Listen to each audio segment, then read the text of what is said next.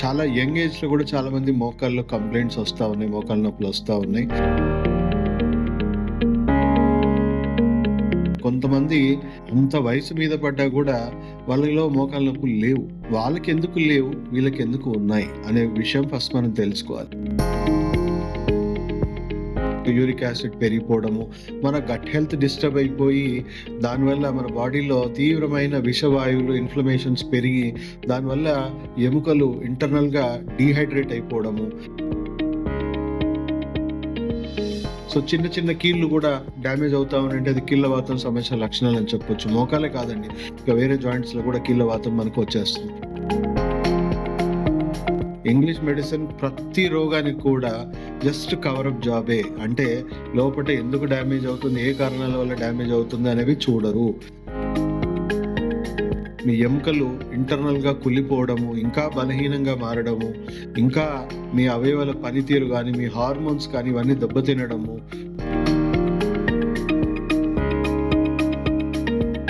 Antibiotic resistance అనేది create అయింది. So మనకు చిన్న దెబ్బ తగిలినా కూడా మానే ప్రక్రియ చాలా దిగజారిపోయింది. యాంటీబయాటిక్ రెసిస్టెన్స్ ఉందనుకోండి, కర్మగాలి మీకు. Operation successful, patient died with infection. అలా చాలా మంది సో వాళ్ళు పీటీ ఉషాకి కాంపిటీషన్ ఇచ్చే పరిస్థితి అయితే లేదు కానీ ప్రపంచం మొత్తం కూడా డబ్ల్యూహెచ్ఓ, యునైటెడ్ నేషన్స్ అందరూ కూడా సస్టైనబుల్ హెల్త్ వైపు వెళ్తున్నారు. ఇప్పుడున్న సెంట్రల్ గవర్నమెంట్ కూడా global centre for traditional medicine డబ్ల్యూహెచ్ఓతో కొలాబరేట్ అయింది.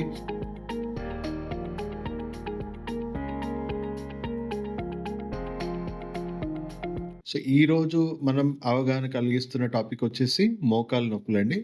సో చాలామంది ఏజింగ్ ప్రాసెస్‌లో మోకాలు నొప్పులుతో సఫర్ అవుతా ఉన్నారు. చాలామంది నీ రీప్లేస్‌మెంట్ సర్జరీస్ చేసుకోవాలనుకుంటున్నారు, చేసుకున్నారు కూడా.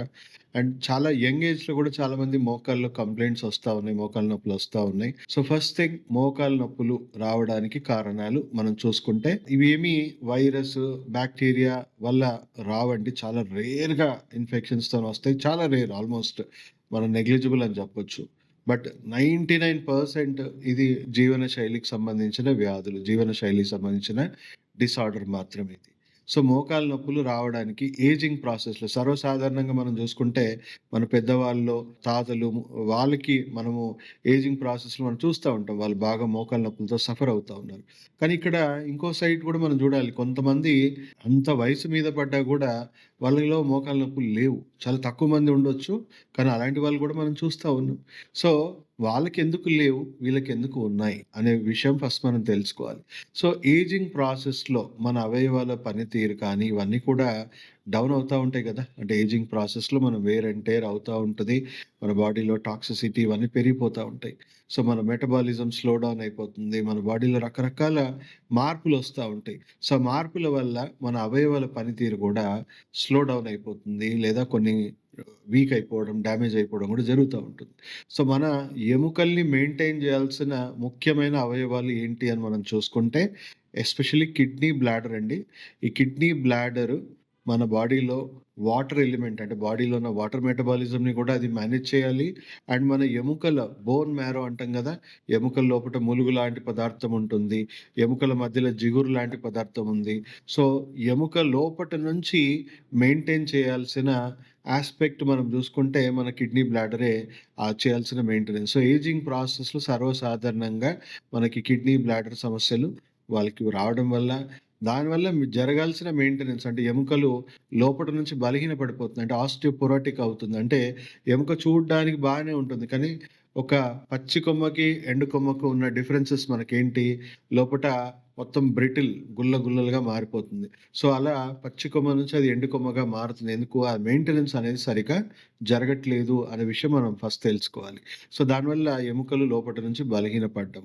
దానికి తోడు మన డైట్, మన లైఫ్ స్టైల్‌లో తప్పుల వల్ల మన బాడీలో టాక్సిసిటీ పెరిగేసి ఆహ్, కొంతవరకు ఫిల్టర్స్ మన కిడ్నీ ఫిల్టర్స్ డ్యామేజ్ అవ్వడము. దానివల్ల యూరిన్ ద్వారా ఎళ్ళాల్సిన ఆ యూరిక్ యాసిడ్ మొత్తం గూడా మన మోకాలు చిప్పల్లో ఎందుకంటే మన కాళ్ళ నుంచి చూసుకుంటే మనం మోకాల్లో ఎస్పెషల్లీ త్వరగా యూరిక్ యాసిడ్ జమ అవుతుంది.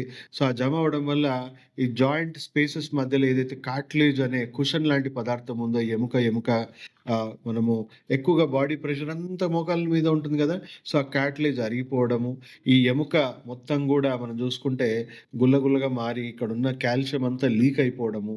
సో, మనం చూస్తాం గదా! ఎక్కడన్నా పాత ఇళ్లలో లీకేజెస్ ఉంటే అక్కడ చిన్న మొత్తం అక్కడ లీకేజ్ వల్ల అక్కడ పెద్ద పెద్ద సున్నము మీకు లీకేజెస్ కనబడుతుంటాయి. ఒక ఫార్మేషన్స్ కనబడుతుంటాయి. సో, అవి ఆస్టియోఫైట్స్ అంటాం.